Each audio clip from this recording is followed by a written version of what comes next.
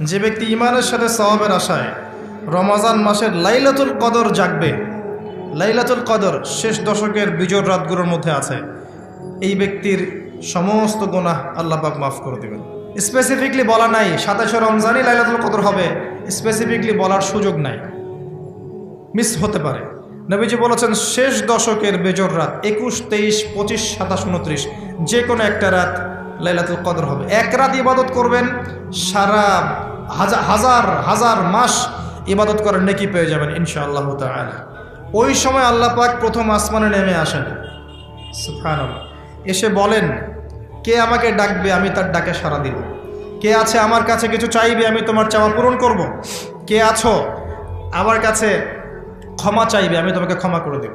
আল্লাহ পাক ফজর পর্যন্ত এটা বলতে থাকে। এক হচ্ছে লাইলাতুল কদর তালাশ করবেন। আর লাইলাতুল কদর তালাশ করতে হলে শেষ দশকটা ইতিকাফ করার চেষ্টা করেন। ইতিকাফ করতে পারলে আপনি লাইলাতুল কদর পেয়ে যাবেন ইনশাআল্লাহ। স্পেসিফিকলি বলা নাই 27শে রমজানই লাইলাতুল কদর হবে, স্পেসিফিকলি বলার সুযোগ নাই, মিস হতে পারে। নবীজি বলেছেন শেষ দশকের বেজোড় রাত 21, 23, 25, 27, 29 যে কোনো একটা রাত লাইলাতুল কদর হবে। এক রাত ইবাদত করবেন, সারা হাজার হাজার মাস ইবাদত করার নেকি পেয়ে যাবেন ইনশাআল্লাহ তাআলা। এই রাতে দোয়া করলে দোয়া কবুল হয়ে যায়। আল্লাহ পাক আমাদেরকে লাইলাতুল কদর পাওয়ার তৌফিক দান করুন, ইতিকাফ করার তৌফিক দান করুন। আমি আরেকটা কাজ যেখান থেকে আমি আসবো, কোরআনময় রমাদানে, রমজান মাসে সবচেয়ে বড় যে কাজটা, এটা দিয়ে শেষ করছি, শোনেন, এখানে একটু সময় নেব, আমি একটু ধৈর্য ধরেন। রমজান মাসের সবচেয়ে বড় কাজ এবং রমজান মাস যে কারণে মহামান্বিত বা মহিমান্বিত, শব্দটা হয়তো আমি ভুল বলেছি, তো সেটা হচ্ছে আল কোরআনুল কারীম। রমজান মাস সেই মাস যেই মাসে কোরআন নাজিল করা হয়েছে। কি কারণে রমজান মাসে এত ফজিলতময়? প্রশ্নটা কি একটা যৌক্তিক প্রশ্ন না? শাবান মাসে কেন এত কিছু নয়, রজব মাসে নয় কেন, রমজান মাসেই কেন? উত্তর একটা উত্তর, যে শাহরু রমাদানাল্লাযী উনজিলা ফীহিল কোরআন, রমজান সেই মাস যেই মাসে আমি কোরআন নাজিল করেছি। কি জন্য নাজিল করেছেন আল্লাহ পাক? হুদাল লিন্নাস, এটা মানব জাতির জন্য হেদায়েত, ওয়া বাইয়িনাতিন মিনাল হুদা, এবং এটা সুস্পষ্ট একটা প্রমাণ, ওয়াল ফুরকান, এবং সত্য মিথ্যার মানদণ্ড, ইলা আখিরিল আয়াত। সূরা কদরে আল্লাহ বলছেন ইন্না আনজালনাহু ফি লাইলাতুল কদর, আমি লাইলাতুল কদরে কোরআন নাজিল করেছি। আর কদর কোন মাসে? শাবানে না রজবে না রমজানে? তাহলে রমজান মাসে কোরআন নাজিল হয়েছে, প্রমাণ হলো। তো যেটা বলছিলাম, আমরা কিন্তু জানি খুব ভালো করে যে আমরা কি কি পাপ করেছি। এই পাপগুলোকে একটু খাতার মধ্যে লিস্ট করতে হবে, পারবেন? নিজের বড় বড় পাপগুলোকে খাতায় লিস্ট করতে পারবেন? পারা যাবে ইনশাআল্লাহ। ছোটোখাটো পাপের কথা বাদ দেন, ছোটোখাটো পাপ আল্লাহ পাক অজু করলে মাফ করে দেন। অজু করলে পাপ মাফ হয়ে যায়। নামাজের জন্য হেঁটে যাচ্ছেন, পাপ মাফ হয়ে যায়। আপনি এই যে আপনার পায়ের মধ্যে একটা কাটা ফুটেছে, পাপ মাফ হয়ে গেছে। আপনি জ্বর আসছে, আপনার গোনা মাফ হয়ে যাচ্ছে। আপনি মুসাফা করছেন আমার সাথে, আপনার গোনা ঝরে যাচ্ছে, আমার গোনাও ঝরে যাচ্ছে। ছোটোখাটো পাপ মাফের অসংখ্য পদ্ধতি আছে, আল্লাহ পাক দিয়ে দিয়েছেন আমাদেরকে। কিন্তু কবিরা গুনাহ, বড় বড় কবিরা গুনাহ খাঁটি তওবা করা ছাড়া মাফ হবে না। আমি কি বোঝাতে পারছি? কবিরা গুনাহ খাঁটি তওবা না করলে মাফ হবে না। এই রমজানে আমাদের কবিরা গুনার লিস্ট আমাদেরকে করতে হবে, নিজের আমলনামার লিস্ট নিজেকে করতে হবে। এবং রমজানে রোজা রেখে সওমরত অবস্থায় আল্লাহকে বলতে হবে, আল্লাহ আমি অমুক পাপ করেছিলাম, আমাকে মাফ করে দাও। আল্লাহ আমি অমুক পাপ করেছি, আমাকে মাফ করে দাও। আল্লাহ আমি অমুক পাপ করেছি, আমাকে মাফ করে দাও। পারা যাবে ইনশাআল্লাহ। আল্লাহর জন্য এক মুহূর্তের ব্যাপার, আল্লাহ পাক আপনার সমস্ত পাপকে নেকি দিয়ে পরিবর্তন করে দিবেন ইনশাআল্লাহ, যদি মুখলেসভাবে আপনি তওবা করতে পারেন। আরেকটা বিষয় থেকে যায়, সেটা হলো মানুষের সাথে জড়িত হক। অনেক সময় দেখা যায় কাউকে গালি দিয়েছি, কাউকে অপবাদ দিয়েছি, কারো সম্মানহানি করেছি, কাউকে মিথ্যা অপবাদ দিয়েছি, কারো প্রতি হিংসা করেছি, বিদ্বেষ রেখেছি, কারো সম্পদ আত্মসাৎ করেছি, কারো জিনিস চুরি করেছি, ছিনতাই করেছি বা ডাকাতি করেছি, বা কারো সম্পদ আত্মসাৎ করে নিজের পেটে ভরেছি, প্রতিবেশীর জমি মেরে দিয়েছি, ওই দুই প্রতিবেশী চাষের জমি জোর করে জবরদখল করেছি। এক কথায় মানুষের সম্মান জান মালের সাথে জড়িত যে পাপ, এই পাপ আল্লাহর কাছে মাফ হবে না। কাবা ঘরের গেলাফ ধরে কানলেও আপনি আমাকে যে মিথ্যা অপবাদটা দিয়েছেন এটা মাফ হবে না যতক্ষণ না আমি মাফ করছি। কথা কি বুঝতে পারছেন? মনে করেন আপনি আমাকে মিথ্যা একটা অপবাদ দিয়েছেন এবং ধুয়ে রেখে দিয়েছেন একদম মিথ্যা অপবাদ দিয়ে। যতক্ষণ আমি আপনাকে মাফ না করছি, কাবা ঘরে গিয়ে গেলাফ ধরে কান্নাকাটি করলো এই পাপ মাফ হবে না ইনশাআল্লাহ। এই অবস্থায় মৌত হলে কি হবে? পরকালে দেখবেন আমি দাঁড়িয়ে আছি আপনার জন্য, আপনার হিসাব হচ্ছে, হিসাব শেষ। আপনি সালাত, সওম, হজ জাকাতে নেকি নিয়ে উঠেছেন, কিন্তু দেখছেন আমি দাঁড়িয়ে আছি, আমার মতো আরো 10 জন দাঁড়িয়ে আছে। ওই 10 জনকে আপনি গালি দিয়েছিলেন, অপবাদ দিয়েছিলেন, তাদের গীবত করেছিলেন, তাদের সম্পদ বা সম্মানের হানি করেছিলেন। এখন কিয়ামতের মাঠে আপনার নেকি দিয়ে এই ঋণ শোধ করতে হবে, অন্য কোনো অপশন নাই। আর যদি নেকি শেষ হয়ে যায় তখন কি হবে? তখন আমার আমলনামা থেকে কিছু গুনাহ আপনাকে নিতে হবে। আল্লাহ পাক ন্যায় বিচারক। আল্লাহ পাক শুধু গফুর রহিম নন, আল্লাহ পাক শুধু পরম করুণাময় অসীম দয়ালুই নন, বরং তিনি হচ্ছেন ন্যায় বিচারক। ন্যায় বিচারক। একজন ধর্ষক যদি বলে যে আল্লাহ পাক তো গফুর রহিম, আল্লাহ আমাকে মাফ করে দিতে পারেন, তাহলে যাকে ধর্ষণ করলো সে তার উপর জুলুম হবে না? আল্লাহ পাক যদি ধর্ষককে মাফ করে দেন, তাহলে যাকে ধর্ষণ করা হয়েছে ওর প্রতি জুলুম হবে না? কথা বুঝতে পারছেন না? মনে করেন আপনি নাউজুবিল্লাহ কারো সম্পদ আত্মসাৎ করেছেন, এখন আল্লাহ যদি আপনাকে মাফ করে দেন, তাহলে এই যে যার সম্পদ আপনি আত্মসাৎ করেছেন এর উপরে জুলুম করা হচ্ছে না? আল্লাহ পাক কি জুলুম করবেন? এক জাররা পরিমাণ করবেন না। কিয়ামতের মাঠে নেকি দিয়ে তার এই ঋণ শোধ করতে হবে, অথবা তার গোনা আপনার কাঁধে নিয়ে জাহান্নামের পথে যেতেও হতে পারে। আল্লাহ পাক হেফাজত করবে। এই জন্য সবসময় সতর্ক থাকবেন আপনার যারা যেন মানুষের হক নষ্ট না হয়। মানুষ আপনাকে গালি দেখ, থাপ্পড় মারুক, জমি আত্মসাৎ করে ফেলুক, হক নষ্ট করুক, কি করে করুক, আপনি তারটা করতে চান না। যারা করছে আপনি লাভবান। আপনি কেমন করে লাভবান? আপনি অসংখ্য নেকি পাচ্ছেন, আপনি জানছেনও না। যেই আপনার বিরুদ্ধে মনে করেন আপনি নিষ্পাপ, আপনি মাজলুম, আপনি কোনো অন্যায় করেন নাই, আপনার বিরুদ্ধে জুলুম করা হচ্ছে, অপবাদ দেওয়া হচ্ছে, আপনাকে আন্ডারএস্টিমেট করা হচ্ছে, ইত্যাদি ইত্যাদি, আপনি বসে বসে নেকি পাচ্ছেন, বসে বসে নেকি পাচ্ছেন। এবং পরকালে কিয়ামতের মাঠে উঠে দেখবেন অসংখ্য নেকি অটোমেটিক আপনার আমলনামে চলে আসবে। তখন তারা আফসোস করবে দুনিয়াতে এই কাজগুলো না করে ভালো কিছু করলে ভালো হতো। যাই হোক, মানুষের সাথে জড়িত পাপ আল্লাহর কাছে মাফ হবে না। এই কারণে এই রমজান মাসে ওই লিস্টের মধ্যে থাকবে আমি কার কার ক্ষতি করেছি, থাকবেই। কিন্তু যতটুকু মনে পড়ে লিখে ফেলবেন, সুযোগ থাকলে সেটা ফেরত দিয়ে দিবেন। যদি সুযোগ না থাকে ক্ষমা চেয়ে নেবেন, যদি সেই সুযোগও না থাকে তার পরিবারের কাছে ক্ষমা চেয়ে নেবেন, যদি সেই সুযোগও না থাকে তার পক্ষ থেকে সদকা করে দিয়ে পারা যাবে ইনশাল্লাহ। সেই সুযোগও নাই, তাহলে হাতটা তুলে তার জন্য দোয়া করবেন, আল্লাহ আমি আমার অমুক ভাইকে মিথ্যা অপবাদ দিয়েছিলাম, আল্লাহ তুমি তাকে মাফ করে দিও। আশা করা যায় আপনার গুনাহ আল্লাহ মাফ করে দিবেন ইনশাআল্লাহ। আসুন, রমজানের প্রথম কাজ এইটা, গুনার লিস্ট করা। একটু ধৈর্য ধরে বসেন। আমি অনেক ক্লান্ত, অনেক লম্বা সফর করে আসছি, এই জন্য আস্তে আস্তে কথা বলছি আর কি। তবে ইনশাআল্লাহ আজকে আমরা রমজানটাকে কিভাবে কাটাবো এবং কোরআনময় করে কিভাবে কাটাবো, কিছু উপকারী কথা আপনাকে বলবো ইনশাআল্লাহ তাআলা। আল্লাহ পাক আমাদেরকে আমল করার তৌফিক দান করুন। প্রথম কাজ পাপের লিস্ট করা, তারপরের কাজ হচ্ছে তওবা করা। রমজানে আমরা তওবা করব যে আল্লাহ পাক আমি দুনিয়াতে যত পাপ করেছি, জানা অজানা, ছোট বড়, প্রকাশ্য গোপন, যত পাপ করেছি, যা আমি জানি যা আমি জানি না, যা তুমি আমার চেয়ে ভালো জানো, আল্লাহ মাফ করে দাও। পারা যাবে ইনশাআল্লাহ? খালি বলতে হবে আস্তাগফিরুল্লাহাল্লাযী লা ইলাহা ইল্লা হুয়াল হাইয়ুল কাইয়্যুম ওয়া আতুবু ইলাইহি, এটা পড়বেন। অথবা আল্লাহুম্মা আনতা রাব্বি লা ইলাহা ইল্লা আনতা খালাকতানি আনা আবদুক ওয়া আনা আলা আহদিক ওয়া ওয়া'দিকা মাস্তাতা'তু আউযু বিকা মিন শাররি মা সানা'তু আবুউ লাক বিনি'মাতিকা আলাইয়া ওয়া আবুউ বিযানবি ফাগফিরলি ফাইন্নাহু লা ইয়াগফিরু যুনুবা ইল্লা আনতা। পারা যাবে ইনশাআল্লাহ? হিসনুল মুসলিম, গুগল প্লে স্টোরে যান, একটা অ্যাপস আছে হিসনুল মুসলিম, একটা বই আছে, এটা কিনেন, সমস্ত দোয়া এখানে দেয়া আছে, দেখবেন আর পড়বেন, পকেটের মধ্যে রাখবেন, দেখবেন, পড়বেন। পড়া যাবে ইনশাআল্লাহ? ইনশাআল্লাহ। এরপরে তওবার পরে কি? তওবার পরে রমজান মাসের বাজার আগে করব। এখন শাবান মাস চলছে, হাতে যতটুকু টাকা পয়সা আছে বা জমানো কিছু টাকা তো আছে, এখান থেকে আপনি রমজান মাসের বাজার করবেন। রমজান মাসে আপনি বেশি বেশি বাজারে যাবেন না। ওই মাসে যেটা আর্ন করবেন সেটা জমিয়ে রাখবেন, সমস্যা নাই। সম্ভব হলে ঈদের যে কাপড় চোপড় লাগে, আপনার স্ত্রীর জন্য এক সেট, আপনার বাচ্চার জন্য এক সেট, আপনার এক সেট, নতুন কাপড় পরা সুন্নত, এবং আমরা সবাই নতুন কাপড় পরার চেষ্টা করবো ইনশাআল্লাহ। যাদের নতুন কাপড় নাই তাদেরকে কাপড় দেওয়ার চেষ্টা করবো ইনশাআল্লাহ। এটাও কিনে রাখতে পারেন আগে ভাগেই। রমজান মাসে আপনি বাজারে সময় দিবেন না, দুনিয়ার কাজে বেশি ব্যস্ত হবেন, এটা একটা টার্গেট।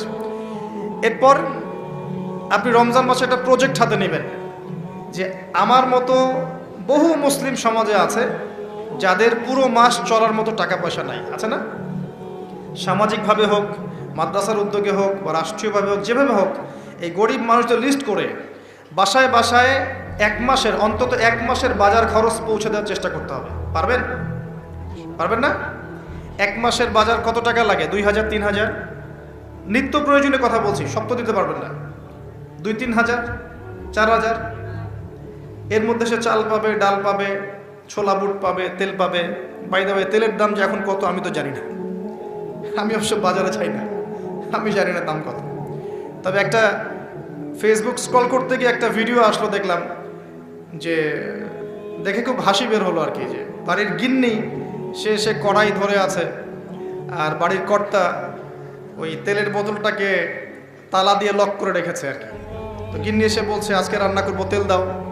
সে উঠলো, উঠে লক খুললো, লক খুলে যে কৌটাটা আছে, এই যে কৌটার মুখটাতে এক কর্ক তেল ঢেলে এই আপনার কড়াইতে দিল, যে এটা দিয়ে আজকে চালাও।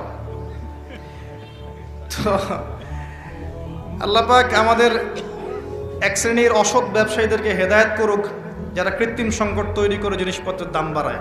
আল্লাহ পাক এদেরকে হেদায়েত করুক, কঠিন শাস্তির আওতায় আনা উচিত। যদি এটা ওমর রাদিয়াল্লাহু আনহুর শাসন হতো, দেখতেন শাস্তি কাকে বলে, প্রকাশ্যে শাস্তি দিত তারা। যদি এটা ওমর রাদিয়াল্লাহু আনহুর যুগ হতো, তাহলে দেখতেন শাস্তি কাকে বলে। ওমর ইবনুল খাত্তাব রাদিয়াল্লাহু আনহুর একজন ছেলে একটা অন্যায় করেছিল, সম্ভবত তিনি মদ পান করেছিলেন, সম্ভবত। কাজী দোররা দিচ্ছে 80 বেত্রাঘাত, দোররা আস্তে আস্তে দিয়েছে। আমিরুল মুমিনিনের ছেলে, জোরে মারা যাবে না। ওমর রাদিয়াল্লাহু আনহু নিজে উঠে গিয়ে সেই দোররা হাতে নিয়ে নিজে পিটানো শুরু করলেন। দোররা মারা শেষ হওয়ার আগেই ছেলে ডেড, স্পট ডেড। কথা কি বুঝতে পারছেন? এবার ছেলেকে দাফন করলেন, দাফন করে বাকি দোররা যে কটা বাকি ছিল, এই বাকি দোররাগুলো তার কবরের উপরে মারছে। মারার পরে আল্লাহকে বলছে, আল্লাহ আমাকে মাফ করে দিও, হয়তো আমি ন্যায় বিচার করতে পারলাম না। আমি কি বুঝাতে পারছি ভাই? এটা তার শাসন। এরকম শাসন আবার আসবে ইনশাআল্লাহ, মনে করবেন না যে আসবে না। যা দেখছেন সব কিছু থাকবে না, এগুলোর কিছুই থাকবে না। পুরো বিশ্বে যা দেখছেন, এই আমেরিকা, এই আপনার ইসরায়েল, এই রাশিয়া, এই যে চায়না, এই যে ন্যাটো, আপনার ইউনাইটেড নেশনস, যা দেখছেন সব কিছু ধ্বংস হয়ে যাবে ইনশাআল্লাহ। এটাই বাস্তব, কুদি আল আমর, লেখা হয়ে গেছে কোরআনে এবং সুন্নায়। এবং বাইতুল মাকদাস বা মাকদিস যে যাই বলেন, জেরুজালেম থেকে নবী ঈসা ইবনে মারিয়াম আবারও সেই রকম একটা শাসন চালু করবেন ইনশাআল্লাহ পৃথিবীতে। বিশ্বাস হচ্ছে না? দেখতে থাকেন সামনে কি হয়, পরাশক্তিগুলো ধ্বংস হয়ে যাবে। যাই হোক, আজকে ওই দিকে যাচ্ছি না, টপিক ওইটা না। যেটা বলছি, বাজার করে ফেলেন এবং প্রজেক্ট নেবেন। যারা দরিদ্র দুস্থ, এদের পরিবারে আমরা পার পরিবার একটা করে প্যাকেজ পাঠিয়ে দিব, যেখানে নিত্য প্রয়োজনীয় দ্রব্য থাকবে। তারাও যেন রমজান মাসে খেয়ে পরে বাঁচতে পারে। পারা যাবে ইনশাআল্লাহ? চেষ্টা করেন, আল্লাহ পাক আপনার রিজিকে বরকত দিবে ইনশাআল্লাহ। একটা হাদিসে আছে যে বান্দা যতক্ষণ অন্য ভাইয়ের সাহায্যে থাকে, আল্লাহ ততক্ষণ ওই বান্দার সাহায্যে থাকে। আর একজন মুসলিম ভাইয়ের প্রয়োজন পূরণ করতে যাওয়া, খালি হেঁটে হেঁটে যাওয়া, এটা মসজিদে নববীতে বসে 12 বছর ইতিকাফ করার চেয়ে বেশি নেকির কাজ। এগুলো আমরা হয়তো বুঝি না, মনে করি তার সাথে যাব, আমার তো সময় নষ্ট হচ্ছে। আপনি 12 বছর ইতিকাফের নেকি পাচ্ছেন, তাও যে কোনো মসজিদে না, নববী মসজিদে। সুবহানাল্লাহ, কোরআনের বরকতে সব বিপদ আপদ কেটে যেতে পারে। সূরা বনী ইসরাঈল আল্লাহ পাক বলেছেন যে ওয়াইদা ক্বরা'তাল কুরআন, হে নবী আপনি যখন কোরআন তেলাওয়াত করবেন বা করেন, জাআলনা বাইনাকা ওয়া বাইনাল্লাযীনা লা ইউমিনুনা বিল আখিরাহ হিজাবান মাসতুরা, যখন আপনি কোরআন তেলাওয়াত করেন তখন আপনার এবং ওই জগৎ, যেই জগৎটা আল্লাহ এবং পরকালে বিশ্বাস করে না, এদের মাঝখানে মানে ইমানদার এবং এর শত্রুদের মাঝখানে আমি আল্লাহ একটা অদৃশ্য পর্দা স্থাপন করে দিই। সুবহানাল্লাহ। ওই দিক থেকে কোনো ক্ষতি আপনাকে স্পর্শ করতে পারবে না। যাই হোক, এটা আপনাদের টার্গেট। 2 নাম্বার, দ্বিতীয় শ্রেণীর মানুষ যারা কোরআন মাশাআল্লাহ তিলাওয়াত করতে জানেন এবং আপনার কনফিডেন্স আছে। এখানে একটা কথা বলতে ভুলে গিয়েছিলাম যে আপনাকে শয়তান 3 ভাবে বিভ্রান্ত করতে পারে। একটা হচ্ছে শয়তান কিন্তু আপনাকে বোঝাতে পারে যে আপনি অনেক জানেন, আপনার জানার দরকার নাই। এটা শয়তান আপনাকে বোঝাতে পারে। 2 নাম্বার, বোঝাতে পারে যে আপনার দ্বারা হবে না, আপনি পারবেন না। আমার কথাটা মনে রাখেন। 3 নাম্বার, বোঝাতে পারে যে আমার অনেক সময় পড়ে আছে, পরে শিখে নেবে, এটা তাড়াহুড়োর কি আছে। এই 3টা অস্ত্র শয়তানের বড় বড়। আরেকটা অস্ত্র আছে 4 নাম্বার, সেটা হলো শিখতে গিয়ে দেখবেন শয়তান ওয়াসওয়াসা দিবে, এই টিচার ভালো না, ওস্তাদ ভালো না। এটা একটা ওয়াসওয়াসা। উস্তাদের হাতে নিজেকে ছেড়ে দিতে হবে, তারপরে সে বুঝবে আপনাকে কোন পথে নিয়ে যেতে হবে। নবী মুসা আলাইহিস সালাম যখন এসেছিলেন খিদর আলাইহিস সালামের কাছে, হাল আত্তাবিউকা আন তুআল্লিমানি মিম্মা উল্লিমতা রুশদা, তিনি এসে বলেছেন, হে খিদর, আমি কি আপনার সাথে থাকতে পারি এই শর্তে যে আল্লাহ আপনাকে যে জ্ঞান শিখিয়েছেন আমাকে শেখাবেন? তখন খিদর আলাইহিস সালাম বলছেন, ইন্নাকা লান তাস্তাতিআ মা'ইয়া সাবরা, তুমি তো আমার সাথে ধৈর্য ধরতে পারবে না। ধৈর্য ধরে ওস্তাদের কাছে সুপর্দ করতে হয়, তারপরে জ্ঞান পাওয়া যাবে ইনশাআল্লাহ। এত অস্থির হলে হবে না। 2 নম্বর শ্রেণী যারা পড়তে পারেন তাদের জন্য নসিহত হচ্ছে, এই রমজান মাসে আপনার টার্গেট এই কিতাব আপনি একবার খতম করবেন, একবার অনলি। পারবেন? অনলি একবার। প্রত্যেক দিন আপনি 1 পারা করে পড়বেন, প্রত্যেক দিন 1 পারা, 30 দিন 30 পারা। সম্ভব? খুব কঠিন? পারা যাবে না? ইনশাআল্লাহ আল্লাহ পাক তৌফিক দান করুন। আবারও বলছি, কোরআন তেলাওয়াত করলে আপনি প্রত্যেক হরফে 10 নেকি পাবেন। আপনি এই কোরআন আপনার পক্ষে সুপারিশ করবে, আপনি সম্মানিত ফেরেশতার সাথে হাসর করবেন। ইন্নাল্লাহা ইয়ারফাউ বিহাযাল কিতাবি আকওয়ামান ওয়া ইয়াদাউ বিহিল আখারিন। বহু সম্প্রদায়কে আল্লাহ পাক এই কোরআনের মাধ্যমে সম্মানিত করেন, অনেককে অপদস্থ করেন। হাফেজে কোরআনদেরকে বলা হবে, ইকরা ওয়ারতাক, তোমরা পড়ো, উঠতে থাকো। ফাইন্না মানজিলাতাক, তোমার আসন হবে, মঞ্জিল হবে, ইলা আখিরি আয়াতিন তাকরাউহা, তুমি যেখানে তেলাওয়াত করা থামবে সেখানে জান্নাতে ওই উচ্চ আসনে তোমাকে বসানো হবে। কেউ যদি 500টা আয়াত পড়ে 500 তলা বাড়ি দেওয়া হবে জান্নাতে। কেউ যদি 1000 আয়াত পড়তে পারে 1000 তলা বাড়ি দেওয়া হবে জান্নাতে ইনশাআল্লাহ তাআলা। জি, শেষ করছি আমরা একটু। আর কিছু নেকি আছে, যেমন আপনি যদি সূরা বাকারা পড়েন আপনার ঘরের মধ্যে শয়তান আসবে না ইনশাআল্লাহ, আপনার জীবনে বরকত হবে। আপনি আয়াতুল কুরসি পড়েন প্রত্যেক ফরজ নামাজের পরে, আপনার মৃত্যু ছাড়া জান্নাতে যাওয়ার কোনো বাধা নাই। সূরা মুলক পড়েন রাতের বেলা, এটা আপনাকে কবরের আযাব থেকে বাঁচাবে। সূরা কাহফ পড়েন প্রথম 10 আয়াত শেষ 10 আয়াত, আল্লাহ পাক আপনাকে দাজ্জালের ফিতনা থেকে বাঁচাবে ইনশাআল্লাহ। সূরা ইয়াসিন পড়েন, আপনার হাজত পূর্ণ হয়ে যেতে পারে ইনশাআল্লাহ তাআলা। আপনি সূরা বাকারার শেষের আয়াতগুলো পড়েন 3টা আয়াত, সারা রাত নফল নামাজের নেকি পাবেন। অনেক ফজিলত, এটা বলে শেষ করতে পারবো না, আমি গুটিয়ে নিচ্ছি। যারা কোরআন তেলাওয়াত করতে পারেন তাদের জন্য কোরআনময় রমাদান হচ্ছে, আপনারা কোরআন 1 পারা করে পার ডে পড়বেন, একবার খতম দিবেন। পারা যাবে? আল্লাহ পাক তৌফিক দান করুন। 3 নাম্বার, তারা যারা হাফেজে কোরআন তাদের টাস্ক হচ্ছে এই কোরআন রমাজান মাসে পুরোটা আবার হিফসের চর্চা করবেন। অনেক সময় ইয়াদদাশ কমে যায় না, অনেক আয়াত আমরা ভুলে যাই না। হাফেজদের প্রতি নসিহত হচ্ছে এই মাসে আপনি পুরো কোরআনটাকে আবার রিগেইন করবেন, রিভাইজ করবেন, চর্চা করবেন, আবার আগের জায়গায় ফিরিয়ে নিয়ে আসবেন। পারবেন ইনশাআল্লাহ? আল্লাহ তৌফিক দান করুন। এবং সম্ভব হলে তারাবির নামাজ পড়ান। যারা তারাবির নামাজ পড়ায় তারা সৌভাগ্যবান, তারা পুরো কোরআনটা হিফজ করার সুযোগটা পেয়ে যায়। আল্লাহ পাক তাদেরকে তৌফিক দান করুন। এখানে একটা কথা বলবো আমি 1 মিনিটে, যে ইমাম খতিব মুয়াজ্জিন যারা আছেন তাদের ভালো ভাতার ব্যবস্থা করবেন, তাদের পরিবারের ভরণ পোষণের জন্য ভালো অঙ্কের ভাতার ব্যবস্থা করবেন। সব কিছুর দাম বাড়বে, তাদের ভাতা বাড়বে না, এটা হতে পারে না। তাদের জন্য, তাদের পক্ষে যদি কথা বলার কেউ না থাকে, আমি কথা বলছি, তাদের জন্যে আপনি ভালো অঙ্কের ভাতার ব্যবস্থা করবেন, তাদেরকে যেন পরিবার নিয়ে টেনশন করতে না হয়। নামাজ পড়াবেন, তারাবি পড়াবেন, খুতবা দিবেন, দিনের প্রচার করবেন, আপনি তার পরিবারের দায়িত্ব নিয়ে নেবেন। পারবেন? এটা করতে না পারলে তো আল কোরআন আলো ঘরে ঘরে জ্বলবে না। কোরআনওয়ালা মানুষের যদি সমস্যা থাকে তাহলে কোরআনের কথা কে বলবে? কে নামাজ পড়াবে আর কে আপনাকে তারাবি পড়াবে? তারা অনেক মাজলুম এবং অসহায়, তারা মুখ ফুটে অনেক কথা বলতে পারে না, তাদের পক্ষে কথা বলার মানুষ খুব কম। তাদেরকে ভালো অঙ্কের অনারিয়ামের ব্যবস্থা করবেন, এটা করা উচিত আমাদের সবার। একটি ইমামের বেতন 5,000 10,000 টাকা, কিভাবে সংসার চলবে? সংসার চলতে পারে না। আল্লাহ পাক তাদেরকে প্রশস্ত রিজিকের ব্যবস্থা করুন, আমিন। আমাদের মানসিকতা পরিবর্তন করুন, আমিন। হাফেজ কোরআনদের জন্য এই টাস্ক, আপনারা পুরো কোরআন হিফজ করবেন, চর্চা করবেন এই রমজান মাসে। তারপরে আর 2-3টা বলে শেষ করছি। যারা কোরআন আমরা অর্থ জানি, টুকটাক অর্থ জানি, আমাদের কাজ হচ্ছে এই রমজান মাসে কোরআনের ব্যাকরণগুলোকে ঝালাই করা, আরবি ভাষাটাকে একটু ঝালাই করা, এবং বিশুদ্ধ তাফসিরকে নিয়ে পুরো কোরআন A to Z পুরো কোরআন 1 মাসের মধ্যে অর্থসহ পড়া। পারবো ইনশাল্লাহ? যারা আমরা অর্থসহ পড়তে আগ্রহী বা টুকটাক আরবি ব্যাকরণ ভাষা জানি, তাদের উপর দায়িত্ব হচ্ছে এই রমজান মাসে পুরো কোরআনটা অর্থসহ পড়ার চেষ্টা করা। আল্লাহ পাক আমাকে আপনাদের সবাইকে তৌফিক দান করুন। এখানে আমি একটা সহজ কথা বলছি, শোনেন। আল কোরআনুল কারীমের মধ্যে 600টা পৃষ্ঠা আছে। কয়টা পৃষ্ঠা? এই কিতাবের মধ্যে 600 পৃষ্ঠা আছে।